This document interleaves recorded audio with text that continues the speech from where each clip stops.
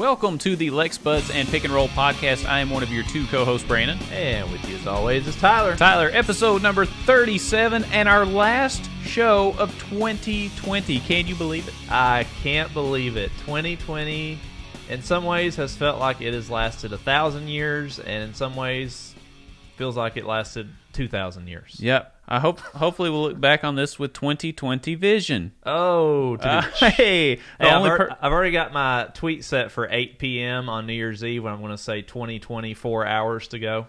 Oh, jeez. And you want to be sedated, right? Yeah, that's right. That's great. People are going to love that. Somebody's going to steal that when we get on here. It's crazy. So, Tyler, it's been an interesting week. We've got a lot of stuff to cover. We're going to cover UK basketball again. Their game with Louisville. Well, some stuff you got to cover. We're going to talk about Kentucky's place in history, and we're also going to talk about the COVID bill, Dr. Burke's, Antarctica, and the news in Nashville, Tyler. Talk about a random list of topics. We're going to cover them all. Sounds great. And more. All right. But first, let me just say something right off the bat. Tyler, we just looked at our analytics for the website, and you just put out an article on Tuesday, I believe, which puts it at about 5 days old, roughly, correct? Mm-hmm. We just looked, and within that 5-day period, Tyler, your article about the UK basketball team, its struggles with in-state recruiting and not playing Dante Allen, is now up to 10,000 views on our website. It's crazy. 10,000. That includes almost every state in the country and 8 foreign countries. Wow. Including the Caribbean, Germany, Japan, Ireland, some place that's close to India. Burma. Yes. Yeah, that's the place I was telling you. So, I mean, Tyler, you're worldwide at this point, and this is the stuff we do. We just write what we feel, and lo and behold, people seem to like it. I don't know why that is, Tyler. I'm shocked at the numbers. I couldn't believe it. Our producer just went through them with us right before the show started, and it's crazy. Like Hal says, you people are crazy.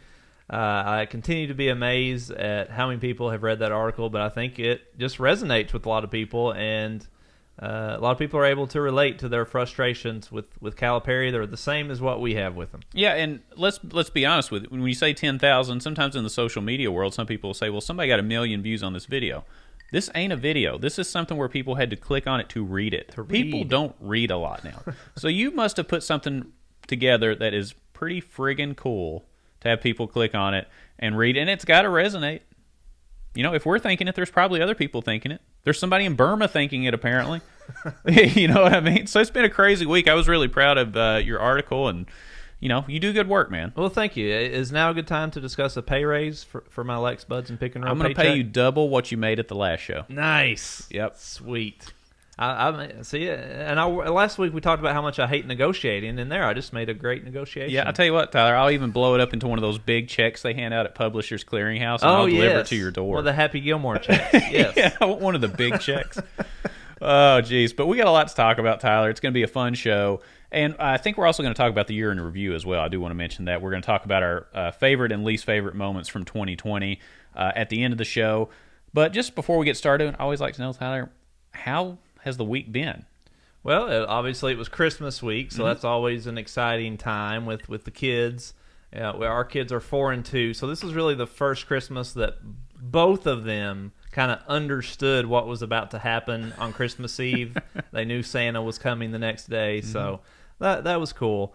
But we also had a big milestone this week, in that we successfully potty trained our 2-year-old.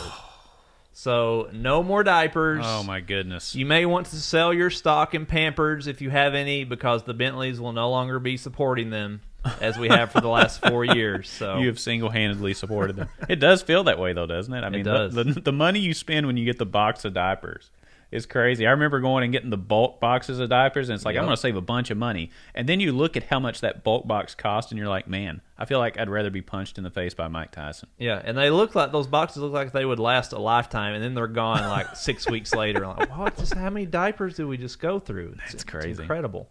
How about you? How was your all's Christmas? It was really good. You know, we did all the gift exchanges and everything, and cooked and all that kind of fun stuff. We actually got to pull a prank on my youngest son, which is really cool. We had this big gift in the middle of the floor, and we told him that it was another family member's gift and that they'll open it later. Well, on Christmas morning, I was like, hey, will you get that gift out? By the way, that gift I've been telling you was somebody else's. That's actually your gift. Oh. And he's, are you kidding me? Oh, my God. Started ripping the thing open like a monkey. It was ridiculous. And, it's just fun to pull those kind of tricks because you only get to do them once. Next time, they're not going to fall for this. Yeah, true. So it was really cool. Had a fun time. Ate way too much food. Kind of lost my diet there a little bit, so I got to get back on track. But overall, a good, solid week, Tyler. Well, that's all right. That's what the holidays were for. We had catering from Qdoba for Christmas, so we've been eating on that for the last 3 days. So I'm with you. Calories don't count, though, at Christmas time. That's true. That's true. Absolutely. Tyler, I'm glad I had a great Christmas because I tell you what. So we're recording this on a Saturday. We're going to get right into the meat of it again. And I feel like you could just listen to last week's episode and probably get an idea for what happened today, unfortunately. You know what I'm talking about, right? Are we talking about the COVID relief bill? Close. Something almost as painful. So, Tyler, today on Saturday, UK fell to the Dirty Birds of Louisville 62-59, bringing their record to 1-6 on the year with a 6-game losing streak. Fans are getting angry. Dante Allen still isn't playing, and we still can't shoot. Other than that, everything seems to be right on track for the year. Tyler, I'm just going to leave it an open-ended question. What the... Oh boy, there's so many issues. I don't even really know where to begin. I think my biggest frustration is that Dante Allen once again did not get to play. And forgive me, I know we host a sports show, but I don't have the 3-point statistics in front of me. But it was god awful again today. Yes, nobody other than Davion Mintz can hit a 3. And yet, Dante Allen did not see a single minute of playing time against Louisville. And then even more frustrating, I don't know if you listened to Calipari's post-game interview. Did you get to catch any of it? Oh, I listened to the whole thing. His reasoning for not playing Dante Allen is the stupidest thing I've ever heard a coach say.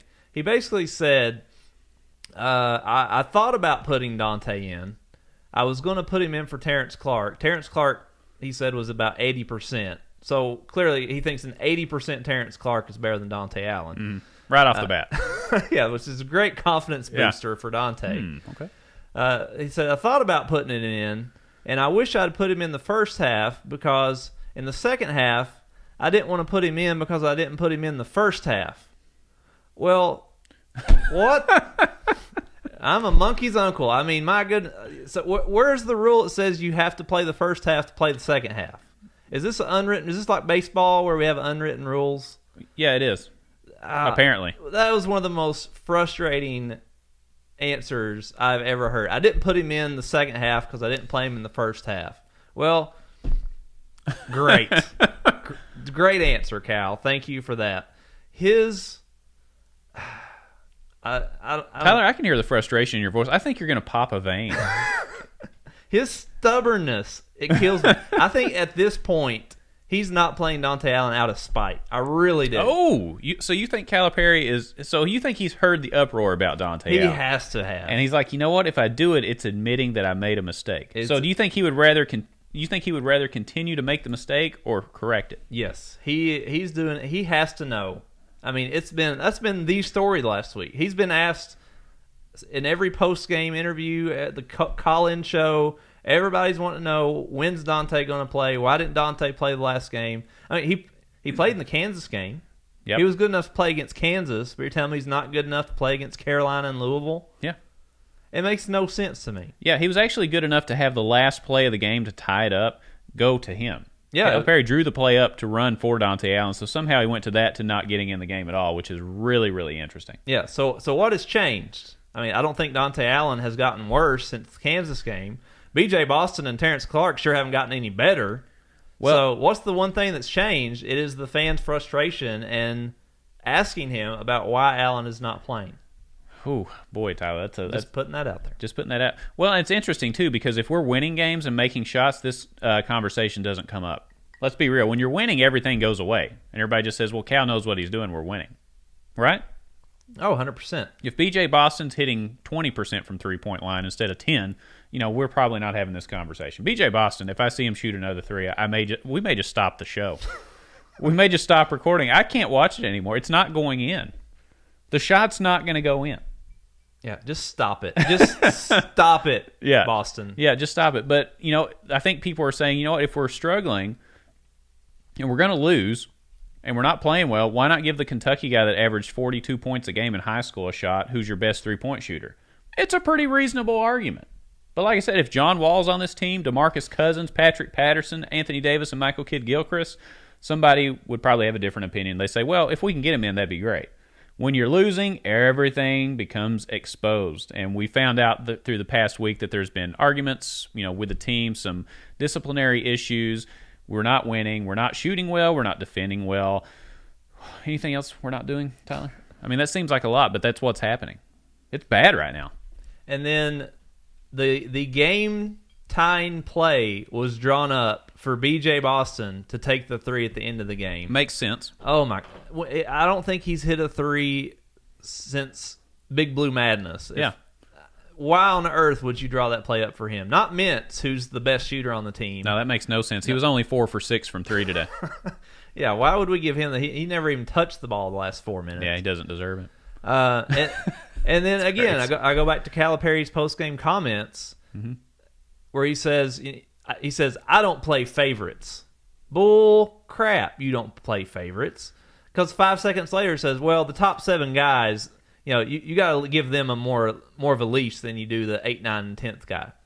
So you don't have favorites, but you pretty much just said your top 7 guys are your favorites. It's crazy, man. I don't get it. The comparison in my mind, here's what I'm going to compare it to. Oh, okay. All right. If Calipari were the mmanager of a McDonald's.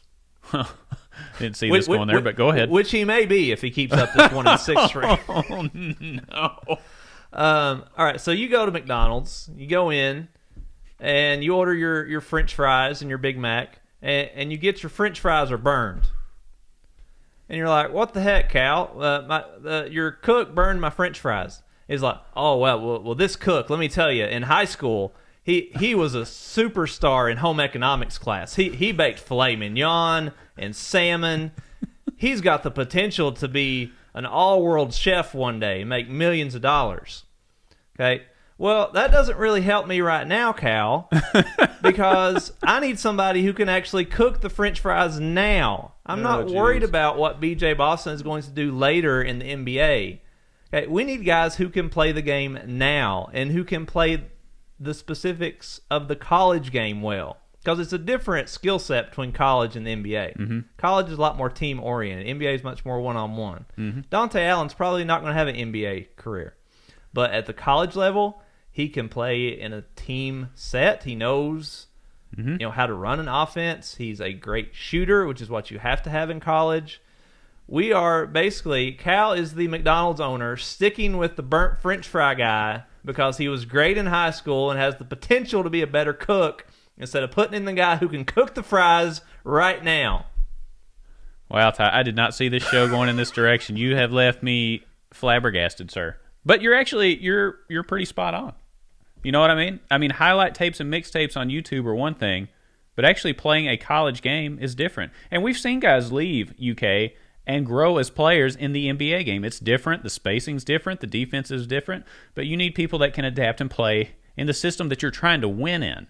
Yes. That's helpful. I would rather us try to win college games than hope that somebody improves in the NBA and wins titles. I don't care about that. I think people are starting to get fed up with it, to be honest with you. And I think the numbers that we talked about from your article that came out about this playing time in Dante Allen is highlighting that pretty strongly. I mean, I don't know how else to put it. I feel like this is a repeat of last week's show, but we had a repeat of last week's game. We did. I mean, we had a lead. Straight up. And then we went, 8-9 minutes without a field goal, just like we did the Carolina game? Generally speaking, you don't want that. That's usually not good. Generally. Just as a rule of thumb, don't go 10 minutes, don't go a quarter of the game without scoring. And at that point, it makes you wonder, it's like, okay, my top 7 guys aren't scoring. What do you have to lose? Exactly. What do you have to lose? Apparently games. We've lost 6 in a row. Absolutely ridiculous. Haven't done that since Eddie Sutton's last year coaching, by the way. Yeah, 1-6, I think, first time since 1911 is what I saw today. You know what's really interesting, Tyler? We may end up with more NITs under Calipari than championships. Wow. Think about that for a minute. Have we turned into UConn? I mean, that's the only other school I can think of that can claim that. Yeah. That's I don't know. good point. We're starting to turn into Connecticut, and I don't like it. I'm not a fan. But I think Cal is going to have to get over his stubbornness with playing Dante Allen, his stubbornness with playing zone. He played zone one possession, and then Louisville got an offensive rebound, and then he never played zone again. Cal is so stubborn, and he's going to have to change and adapt, or it's going to be his downfall. You think the call of the defensive set is the Dante Allen defense, the short leash defense? Oh, you mess up one time, you're out. That's exactly what it is. It's crazy. Oh, well. All right. Well, other than that, everything's fine. What else we got, Tyler? So if things couldn't get any worse, things did get worse after the North Carolina game. Kentucky had a player on Monday, Cam Fletcher, who John Calipari announced on social media that he would be taking a leave of absence from the team. And that's never a good sign when players are taking leave of absences halfway through the season. This was after we said the Carolina game. Fletcher was seen crying on the bench. We saw him leave the game early and head back to the locker room. Calipari has come out this week and said he expects him to rejoin the team. Fletcher's mother has said she expects him to rejoin the team at some point. We don't know when. Brandon, what do we make of this situation? Well, actually, I will applaud Cal for this one. We saw what happened when the women's basketball team with Kyra Elsie, right? She pretty much benched her star player for 2 games. Yep. Right? And I commend Cal for doing this. Apparently, there's been issues with Cam Fletcher before, even when he was in high school, I guess, with, emotional outbursts and stuff like that. And it seemed like Cam was on board with it because the day after all this happened, he put out an apology to the Big Blue Nation on Twitter.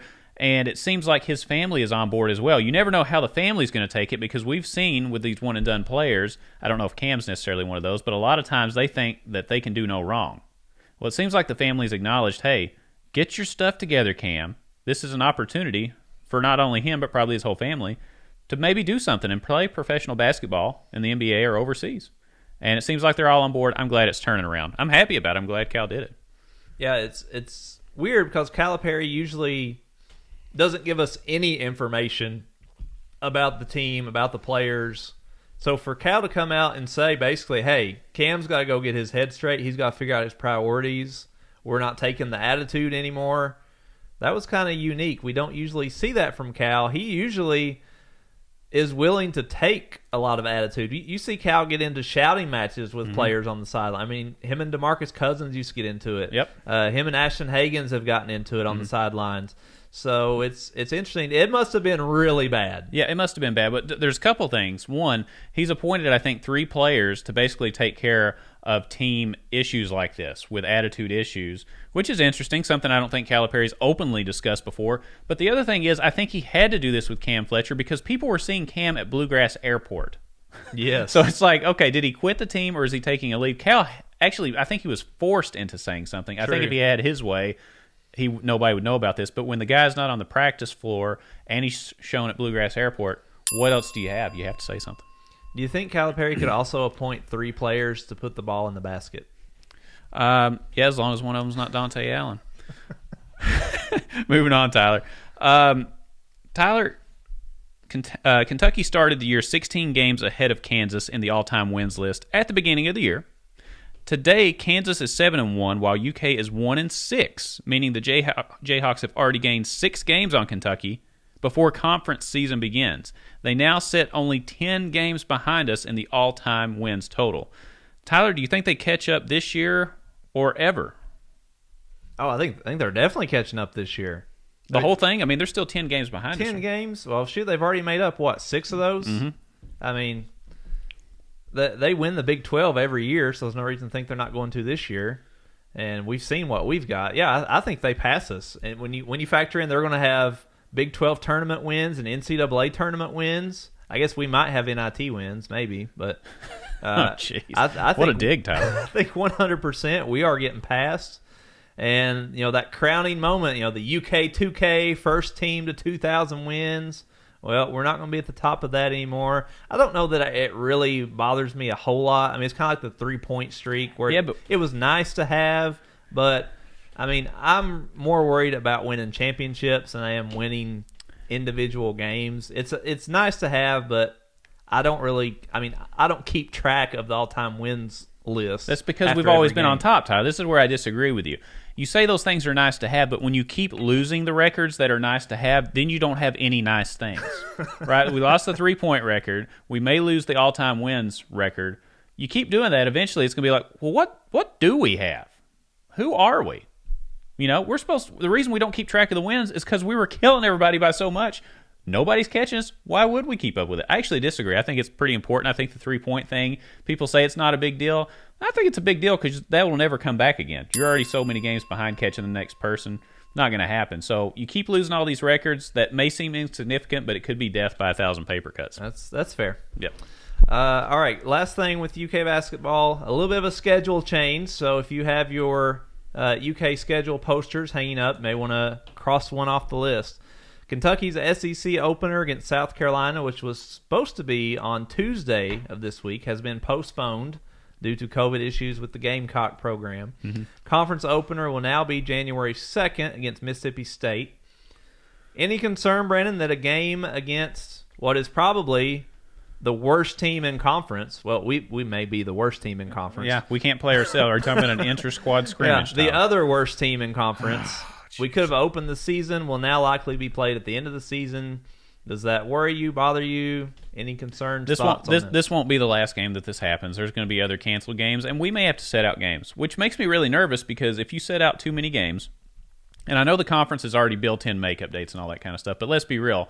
Some of the games we may never get to make up, depending on what happens with our team and others. And we've lost so many games. We need every win that we can get to get in the tournament, not to get a good seed in the tournament, just to pass Joe Lunardi's bracketology test and get in. That's what makes me nervous. We may run out of games to qualify and may have to win the SEC tournament to get in if we keep getting games canceled. That's a really good point because the SEC has only allotted a 1 week kind of period between the end of the season and the SEC tournament for makeup games to be done. So if we're talking, if we have missed 3, 4, 5 games, there's no way you can get all those made up in 1 week. So that's a really good point. We need every win we can get right now. Oh, God, I would take anything at this point, Tyler. I mean, I really would. We got to have something. We need a confidence booster, and this would have been a great one to start with. But yeah. Well, I'll tell you a team that does not need a confidence booster is the Trinity Shamrocks. The Trinity Shamrocks, located in Louisville, finished off a perfect 10-0 season, won the Kentucky 6A State Football Championship game 28-0 over Male. Jeez. It is their 27th state title, which in itself, that is an amazing stat. But I don't know if you saw this statistic, Brandon. I actually didn't. You sent me a thing that said I want to talk about a stat. I have no clue where you're going with this. I'm glad because this is going to blow your mind. Okay. This may be the craziest statistic I've ever heard. Jeez, Tyler. Okay. What is it? Okay, so Trinity was 10-0. For the entire season, they allowed a total of 26 rushing yards. Tyler, that's not true. They allowed 26 rushing yards for the entire season, Tyler, in 10 games. I think somebody's joking. Nah, that's not real. Did you look? Is that a real thing? I read it on Twitter. So they allowed 2.6 yards per game? Per game. Now, can I even tell you something even crazier about those 26 yards? Tyler, I would love it. Okay. They allowed 30 yards in the state title game. Which means in the previous 9 games, they had allowed -4 rushing yards. Oh, my goodness. For the entire season.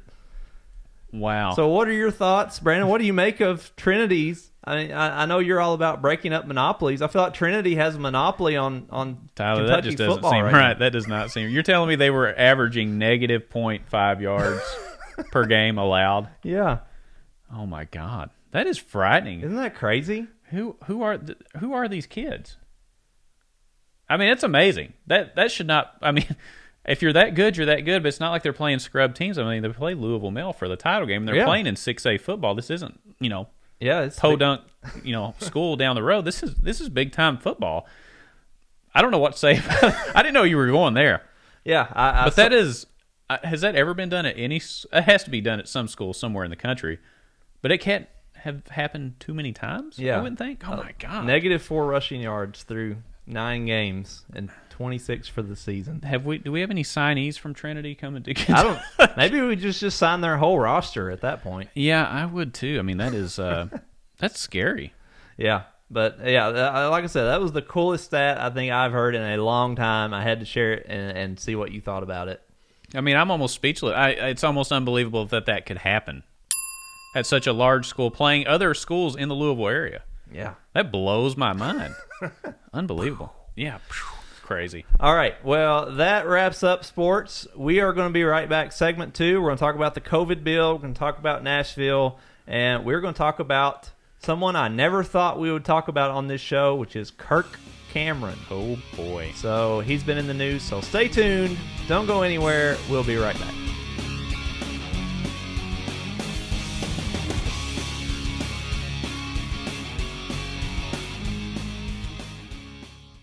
Welcome back. Segment 2, Lex Buds and Pick and Roll Podcast, episode 37, Tyler. I'm excited to move on past the UK basketball game and on to some other news. And keep in mind, in our third segment, we are going to talk about our favorite and least favorite moments for 2020. So that'll be coming up in segment 3. But to get started, Tyler, we've got news to cover. And I think when people need their news, they turn to our show first. Absolutely. And why wouldn't you? I don't know. Yeah. So what we got? Well, Brandon, a little bit of sad news. An explosion from an RV occurred in downtown Nashville Friday morning, Christmas morning, after a computerized voice coming from the RV loudly urged people to evacuate the area because it would explode in minutes.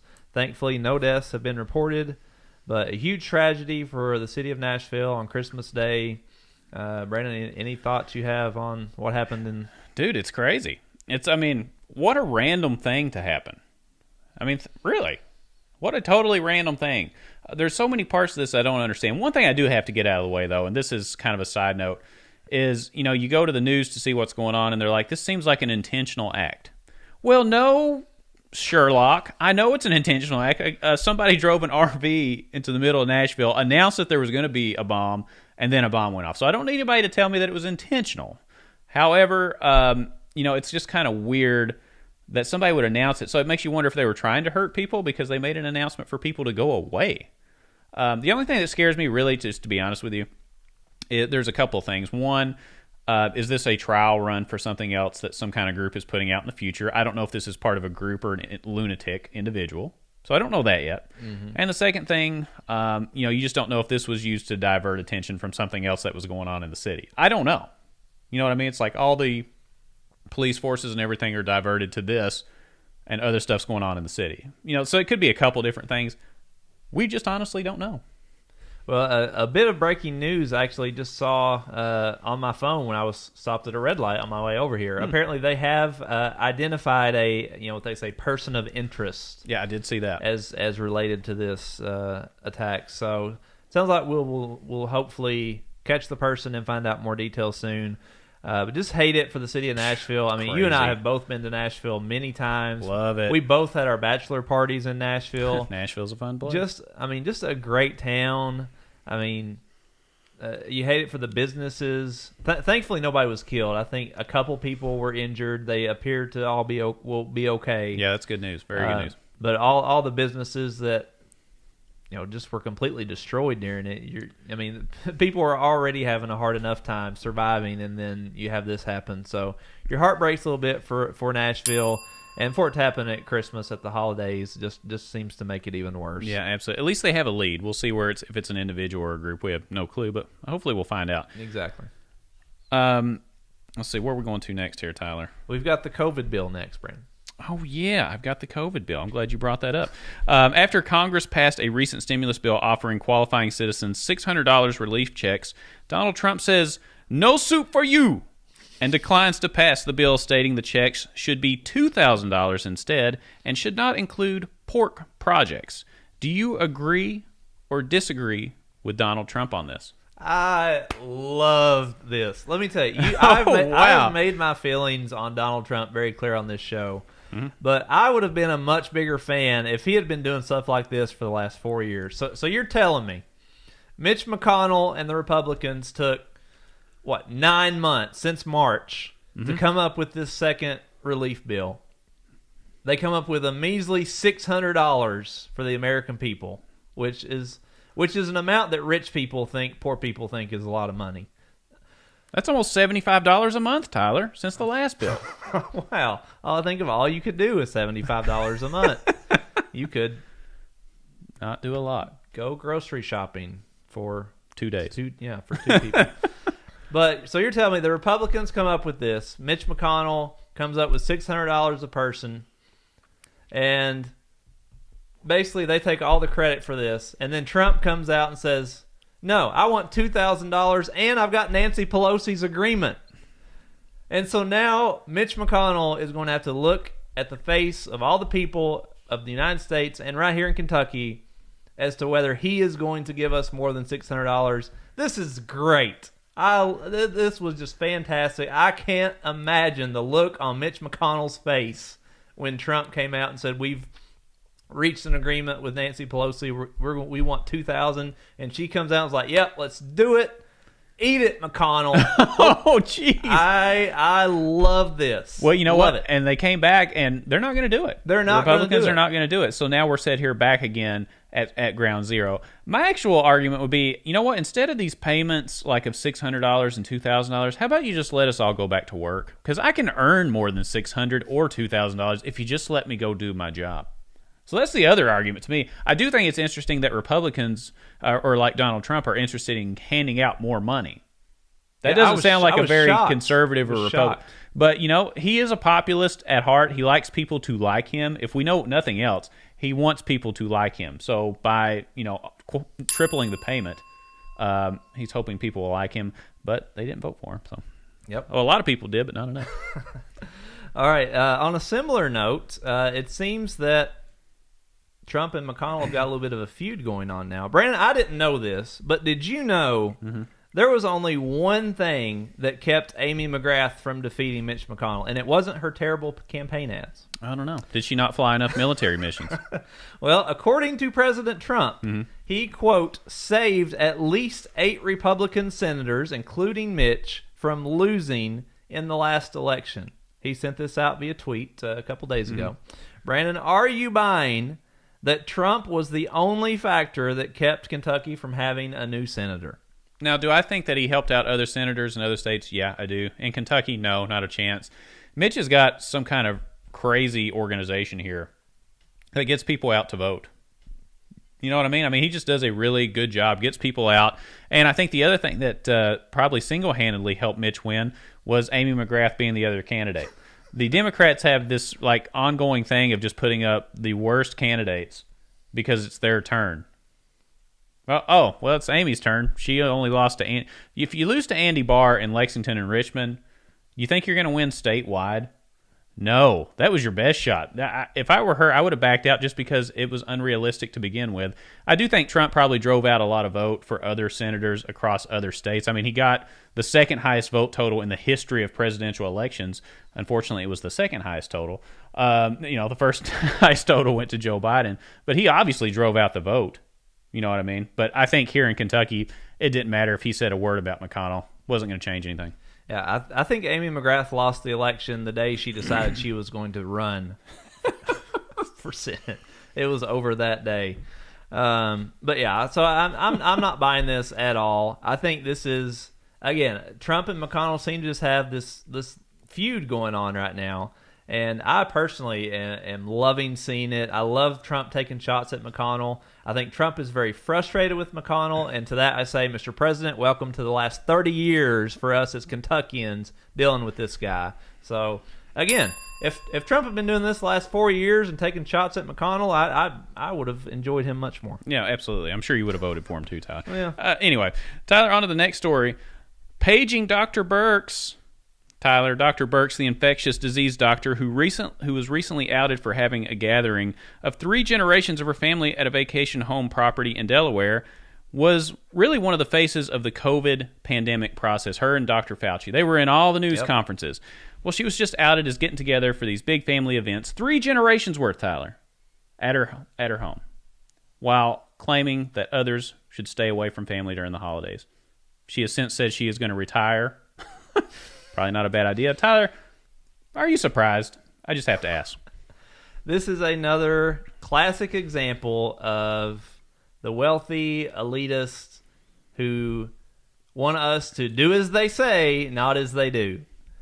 I mean, I'm sick and tired of all these people. It's kind of the same thing we had with Nancy Pelosi when she went to the beauty salon and didn't have her mask on. All these people who lecture us and tell us, don't get together with your families over the holidays, don't travel, wear your mask. And they go and violate the exact same things that they are preaching to us. You are supposed to be a leader. You are supposed to be an example of what people are supposed to do. I mean, she had to have known this was going to come out. Well, and she did. She did. And, you know, she was quoted. I'm not going to get the quote exactly right, but she was basically saying, well, my family didn't choose this. It's not their fault. I feel bad they got involved. Well, no, you chose to invite them to your vacation property. You know, when you're the leader of something like that, people are going to scrutinize you a little bit further and make sure that you're following the rules that you're telling over 300 million other people to do. And lo and behold, not only did she do it, she had 3 generations worth of people. That's impressive. If you're going to go big, just, you know, if you're going to screw up, just go big. And she did it. She since says she's going to retire and try to help the Biden administration if they ask, but I think she's going to quietly retreat into the weeds, not to be seen much longer. Exit stage right for Dr. Burks. Absolutely. All right, Brandon. Former Growing Pains star Kirk Cameron, who I never thought we would be discussing on Lex Buds and Pick and Roll, but here we are. I've been hoping for it, so I'm excited. What do we got? Kirk Cameron has been in the news recently after organizing not one but 2 protests of California's stay-at-home mandate by having people come together and sing Christmas carols with no mask on. Cameron said, quote, "We are going to be celebrating our God-given liberties, our constitutionally protected rights at this time at Christmas to sing Christmas songs together." Brandon, do you approve of Cameron's protest? Well, Tyler, is this a protest or is it caroling? Which one is it? I mean, obviously it's a political demonstration because it's going against the mask mandate. I think we all know that. But wouldn't this just be considered a mass caroling? Well, I suppose that's one way to put it, yeah. I mean, because they're just going around singing, correct? So if that's the case, I don't have a problem with it. I mean, just be prepared for the consequences if there are rules in place and you're going to get fines or whatever they're doing in California. I can tell you one thing that's interesting in California. I'll just say this in general. It has probably been the strictest state in the entire country when it comes to lockdowns. Yep. Correct? I mean, on every level, not just like schools, but businesses and everything else. And it has one of the biggest surges in the country. Yet one of the strictest places in the country. So it makes me just think, are we just all screwed and we just need to grin and bear it? You know what I mean? It's like if it's going to happen there. Right. Should we just accept the fact that stuff's going to happen and we move on? I actually don't have a problem with it. You know, caroling's caroling. But if they were like arguing with people and lighting stuff on fire in the streets to carol, then I think we have a different conversation. Yeah, but he was encouraging people not to wear their masks, though. So I think that was a little bit of a... You know, we're protesting because they could have caroled and wore masks. But I think Kirk Cameron wanted those California residents to show him their smile again. Oh, a lot of growing pains on this show. Yeah. You've been holding that one in, haven't you? I was waiting on that. Oh, my God. But I think it is interesting. Like you said, California, obviously one of the more liberal states in the country. You know, if they're not following the mask orders, and Kirk Cameron, you know, big. Well, I guess he's not really a big celebrity. Sure, he is to us, Tyler. He did you see? There was only about a couple dozen people who showed up to this, which just shows how far Kirk Cameron has fallen. That he could only get a few dozen people together for this. But I would like to say to Kirk, you know, we've got the vaccine. You know, this thing, we can see the light at the end of the tunnel. But we're nowhere near the end. The best is ready to begin. Ooh, as long as we've got each other. Okay. I think that's actually Andy Bashir's thing. As long as we got each other, we're in this together. Exactly. Oh, my God. I can't believe we just did that on this show. I'm really embarrassed now. All right, Tyler, moving on from that. I don't think we'll be singing any songs on this next story. Tyler, people are getting the chills in Antarctica, but not just from the cold. Antarctica has officially become the last continent to have active COVID cases, as 36 people from a research base have tested positive. An investigation is ongoing into how this area became hit so hard with COVID. Tyler, how do you think the virus reached the shores of the Antarctic? I don't know. I I mean, it just seems like it traveled a long way. How do you think it got there? I don't. Were there some traveling polar bears that came down for a summer trip or something? Now they've taken it back home during winter. Well, they're all dying from global warming, Tyler, Well, so they can't make it down there. Who's carrying it? Are there dolphins?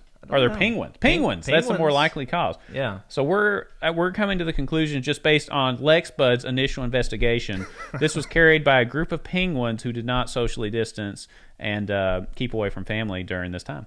Yeah. Do we know if those penguins were wearing masks? When we may need to I go would love put to see a masks penguin on wear a penguins. mask. That would be great. That would be a sight to behold. I really don't know. I mean, if you're in that kind of a remote space, you're in tight quarters, basically just trying to stay alive in this research place. I mean, you have to stay in just within a building or two. If one person gets it, pretty much everybody's going to get it. Yeah, you're way too close to true. each other. So I don't know. I would say whoever brought it there first is in big trouble.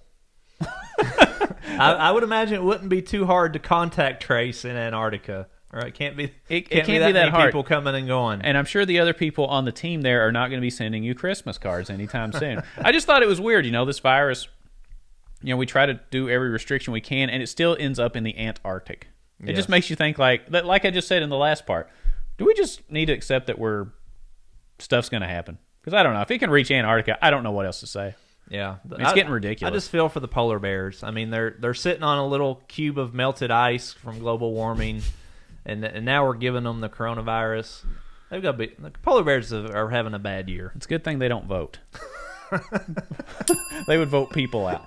They could. Just leave us alone. You've taken our eyes. We came up here to get away from you people. Yeah. Is there anywhere we can go to get away from you? So this has been an odd segment. We sung some Growing Pains. We talked about polar bears possibly voting, your love for Donald Trump, your excitement for Mitch McConnell, and I think it was an interesting segment. It was something. I feel that way after every segment we do on the news, because we try to cover a wide swath of the universe, right? We don't try to focus on one thing, and I hope people appreciate it. I don't know. The YouTube views that we're getting and the views that we're getting on the podcast obviously shows that something's working. We do appreciate that greatly. But we've got a great third segment, Tyler. Do you want to tell everybody about that? Yep. So this is our last show for 2020. Mm-hmm. So we're just going to kind of talk about some of our favorite and least favorite moments of the year. We haven't really planned this segment out, so I have no clue where this is going to go. This could just get crazy. I don't know what's going to happen, but you're definitely not going to want to miss it. So stay with us through the next segment 3 as we wrap up 2020. Oh boy.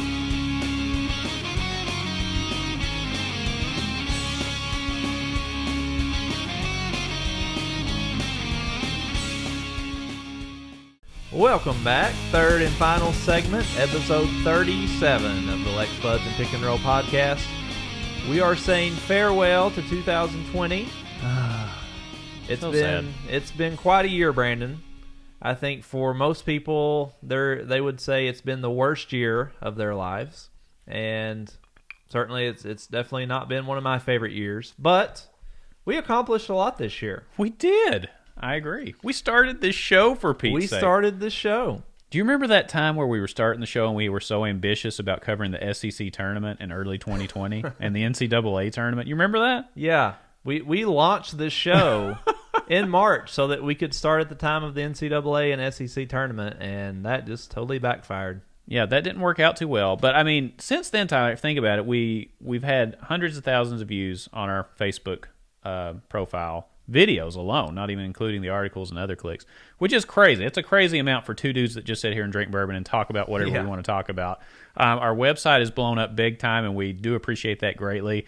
And we just got bigger things coming. We got other stuff coming. We do. We got to interview Billy Gillespie this year. Oh, my goodness.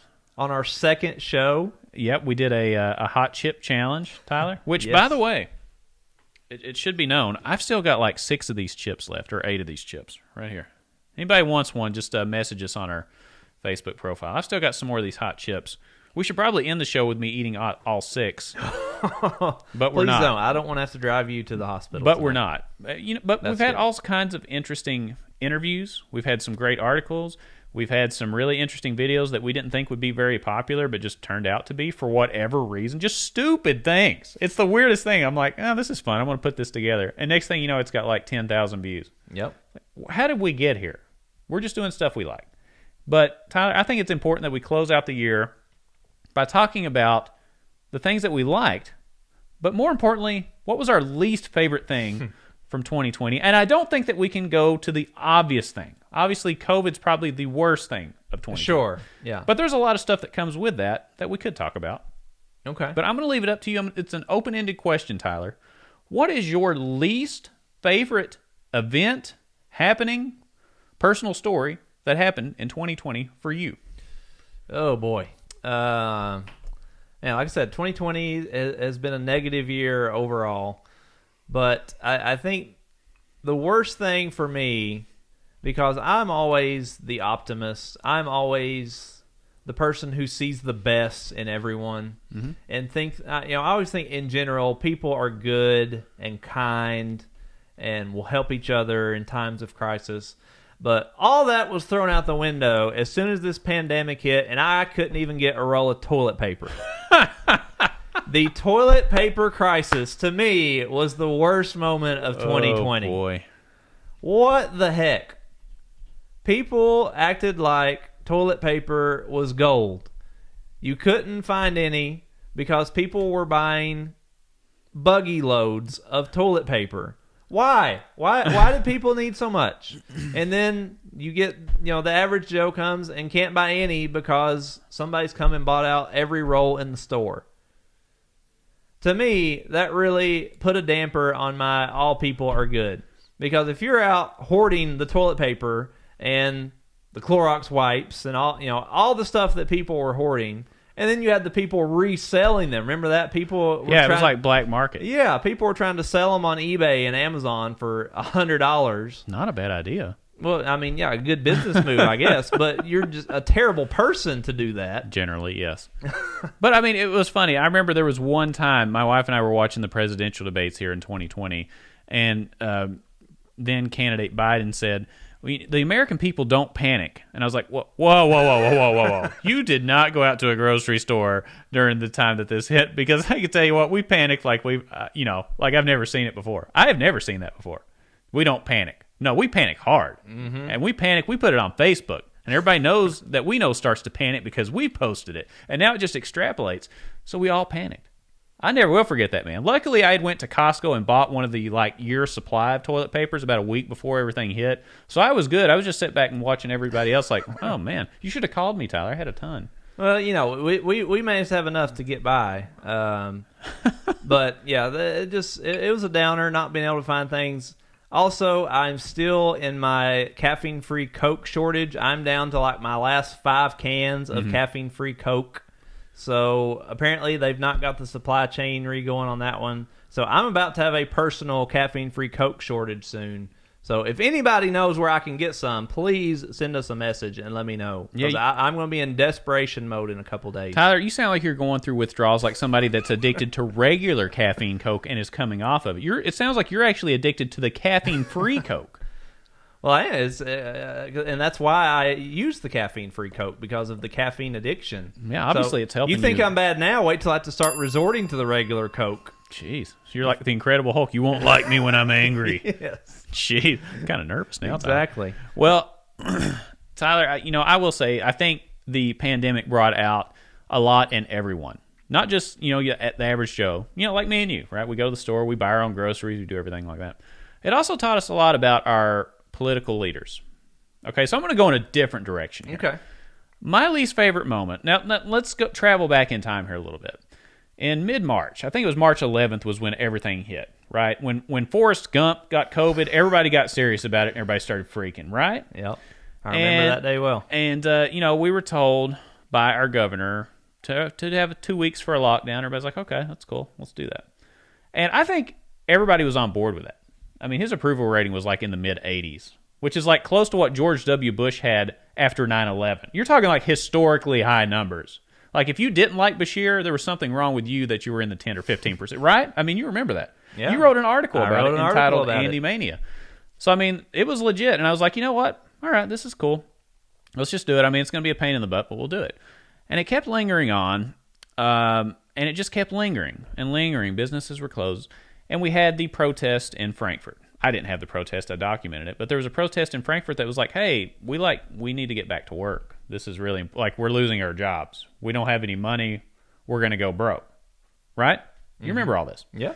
Well, you know, during those protests, Governor Bashir didn't really come out and interact with anybody, didn't seem to acknowledge it, and didn't really seem to bat an eye at it, which bothered me at the time. And I was like, it'd be cool if he would, like, make some kind of announcement about it instead of brushing it to the side, because I think it's a legit concern. Putting food on the table is a legit thing. People are upset about it.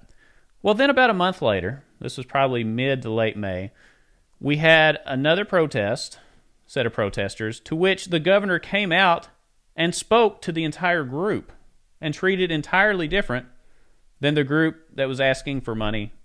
Not asking for money, asking just to make a living. And I was like, well, wait a minute. You came and acknowledged one group. You actually banned the other group from even coming within your space and built a fence around the State House and asked them to park like half a mile away. That bothered me because it made things feel very arbitrary. And at that point, I started to realize, you know what? It's sad that politics has been injected, but I thought at that particular moment, everything changed, in my opinion. And it injected a dose of politics that I think has continued to linger in Kentucky. And it really upset me. You know the Facebook post I made at the time. I think you recall that. Mm-hmm. It really pissed me off. If we're talking about bad moments, I'm going to be frank. It really pissed me off because I felt like it was playing favorites, and you could gather and do all these things if you were part of Group A, but if you were part of Group B, I'm not even going to acknowledge you're here, and your concerns are not valid. That's what upset me the most. And ever since then, I've been very angry with said governor. And you know that we've talked about it. I'm not going to rehash it. I think he's done some good things, but that really turned me off because I was all on board initially. And boy, did that turn me off big time. I was really ticked off. So, I don't know. Do you remember all this? I mean, it seems like it's been 6 years ago, but it was really 6 months ago. It feels like a lifetime ago. But that was my worst moment. I just absolutely hated it, and I felt like it divided people into groups of, I like you, I don't like you. You can be open and do whatever you want. You can't. You can earn a living. You can do this. You can't. I just didn't like it, and it set off like a domino effect for me. And I viewed everything through that lens ever since that he's done. Yeah, it's very unfortunate that there's been so much politics in dealing with this pandemic. You know, everything became a political issue. Wearing a mask became a Republican or Democrat issue. Boy, did it. Oh, my goodness. It totally did. You know, protests became Republican, Democrat. I mean, everything just became so political. And maybe I'm just naive and that's the world we're living in now, but I hate it. And I wish it wasn't like that. That's what I was saying. That was my whole point was I wish it wasn't like your group's good, your group's not. Your group's cause is worth me coming out and even pulling down my mask to talk to some people. Yours I'm not even going to go outside for and acknowledge that you're losing. That's what bothered me. Yeah. That was the whole thing. It wasn't like, okay, it's for this group or it's for that group. That didn't, whatever. But that particular part just really irked me. I didn't like it. But Tyler, I'm tired of talking about the negative. I'm tired. All right, Chris Rock. Yeah. Of talking about the negative stuff. I think we need to talk about some positive because we're going to end the year. This is the last show of the year, the last segment of the year, Tyler. It is. We need to talk about something good, and I'm ready for that. Okay, let's do it. What do you got? What's your best moment of 2020? The best thing that this could be personally, this could be world news, it could be an event, anything. What do you got? When E.J. Montgomery left the University of Kentucky basketball. No, I'm kidding. Kidding. I just had to throw in one last jab at EJ before the year was out. I apologize, EJ. I love you. We'd love to have you on the show anytime. Come on in. My best moments of 2020. Brandon, it has been made known on this show that I am a huge fan of one NFL franchise, the Cleveland Browns. And for the last 2 decades, it has been an utter disgrace to the game of football what the Browns have put on the field. We've had 3 head coaches in the last 2 years.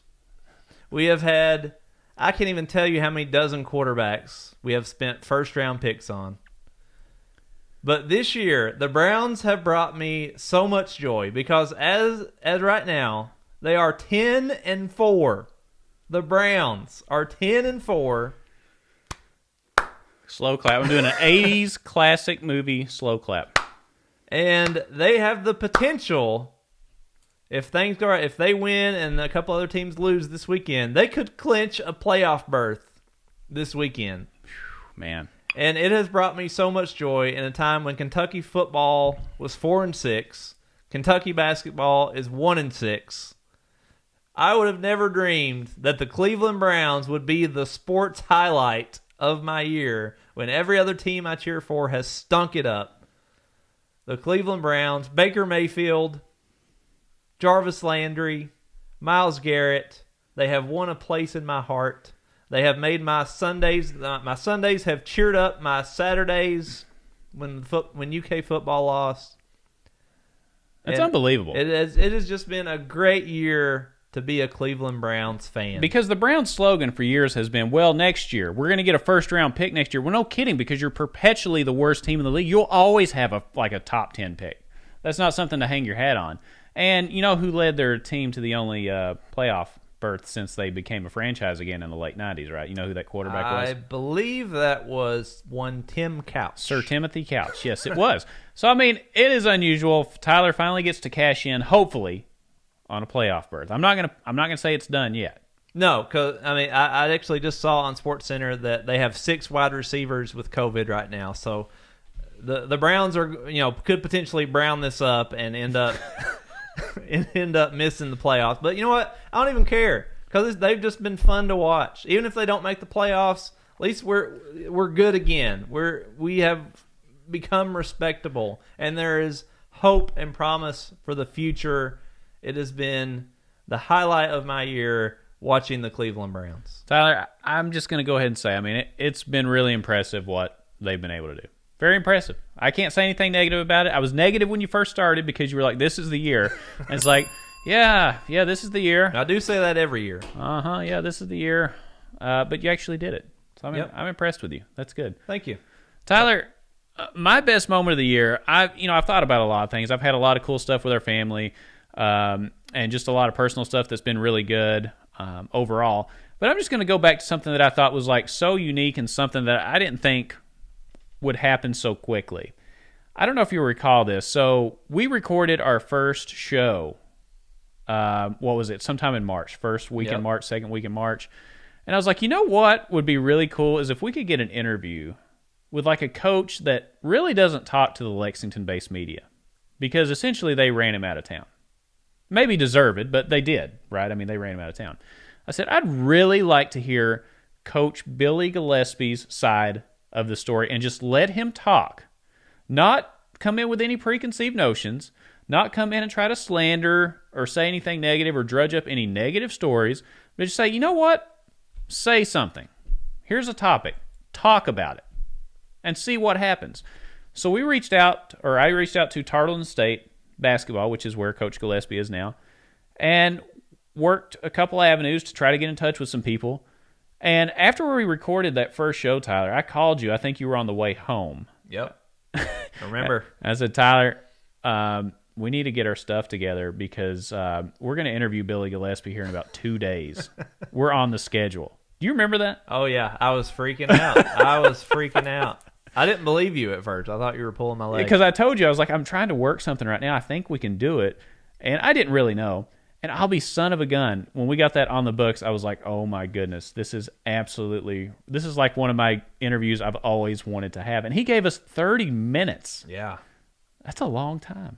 And we got to hear sides of Billy Gillespie that I'd never heard before. Stories that I'd never heard.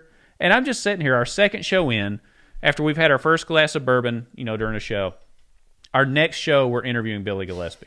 And things took off. I mean, our podcast downloads went through the roof, which was crazy. Our website traffic went crazy. And everything took off after episode 2. Most places have to do like 2-3 years worth of episodes to get the traffic we got on it. And all we did was work hard to get the interview, and it worked out. And I just sit there as a Kentucky fan and somebody that grew up in Kentucky just thinking, my goodness, I've grown up watching Kentucky basketball my whole life. Now I am talking directly to Billy Gillispie, a former coach. Whether you like him or not, if you're a UK basketball fan, getting to talk to a former coach one-on-one, not in a media pool with 50 other reporters, I'm talking a one-on-one deal. I think that's cool.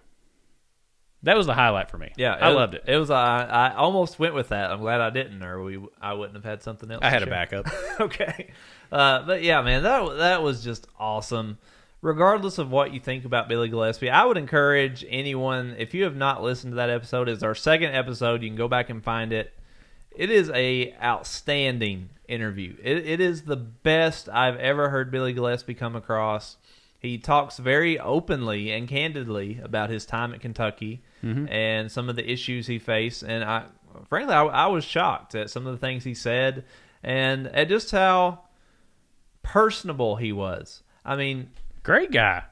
I was blown away. Was so charming, was hilarious. I mean, he had some great one-liners that he threw in. Yeah. Like, wow, I can really see how this guy at one time was one of the hottest coaches in America and why he got the Kentucky job. I mean, if he interviewed with Mitch Barnhart the way he interviewed with you and me, I mean, just a great interview. Mm-hmm.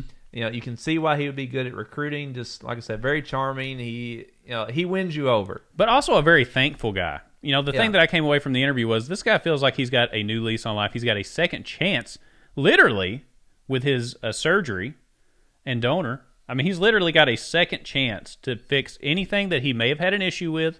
I'm not here to judge what he had issues with, but if he had any, he kind of had a reset button. And people rarely get that reset button. And you could tell when he was talking about it that he feels like he's got it.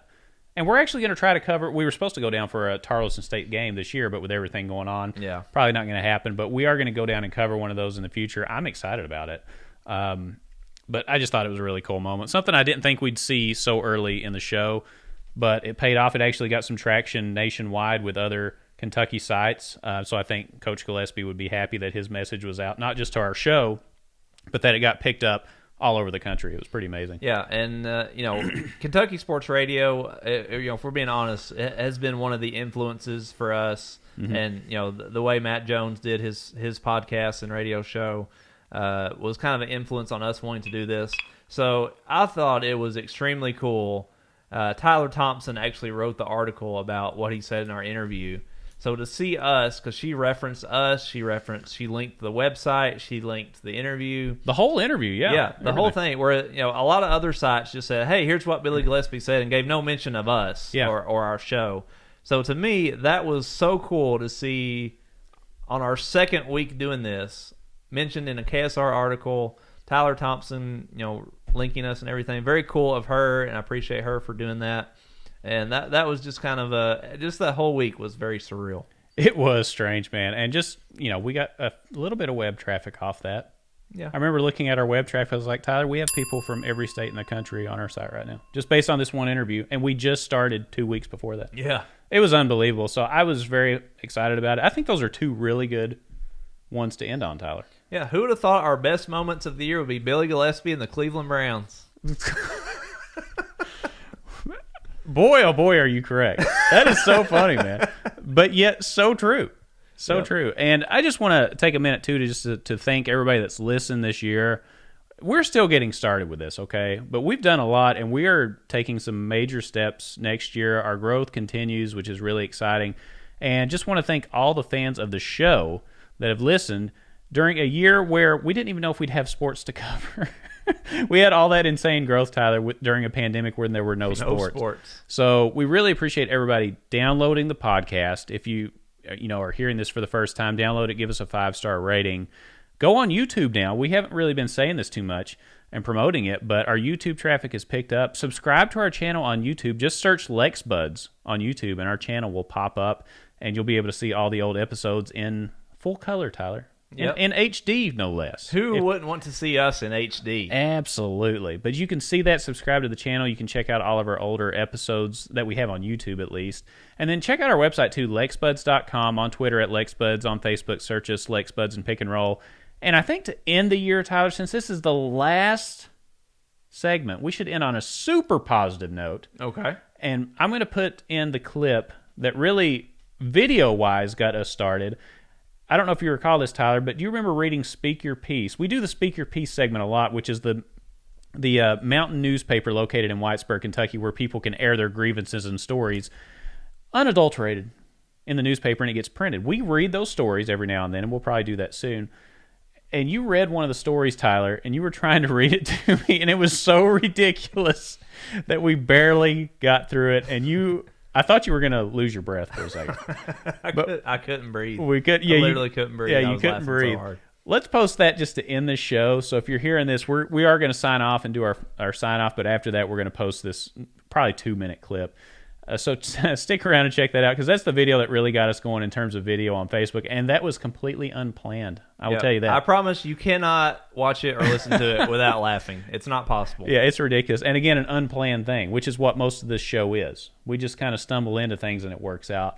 But we really appreciate you listening. 2021 is going to be awesome, and I can't wait for our next show, Tyler. It's going to be a new year. Let's do it. Yeah, I'll see you guys next year. Hey! All right. So we'll see you guys next time. Stay classy, Kentucky. Well, Brandon, if you don't like that, you're not going to like this either, because there's more. Oh, no. So they called back in? And this they immediately called back in. Okay, the last one I just read to you, there were a few comments in between, but this is the very next comment in Speak Your Piece. So this person probably hung up the phone and said, "You know what? I'm not done with the big fat tub of grease. I have more to say." I cannot wait. They didn't get it all out the first time, so please tell me. Here is their second call to Speak Your Piece. Okay, let's do it. This is for the guy in Jackhorn, the big old tub of grease. I'm going to take your wife away from you, you big punk. Me and I can't read it if you're laughing, man. You got to stop laughing. Just keep going. Just go. Oh, okay. Oh, I already forgot where I was. Okay.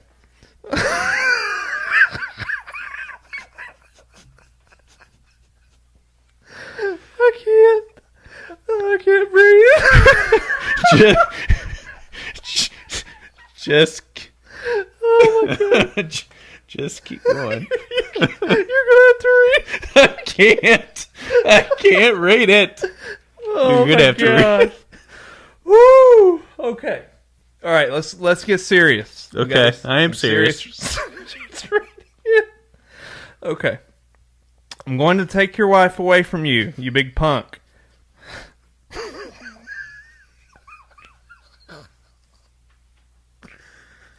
Why is this so funny?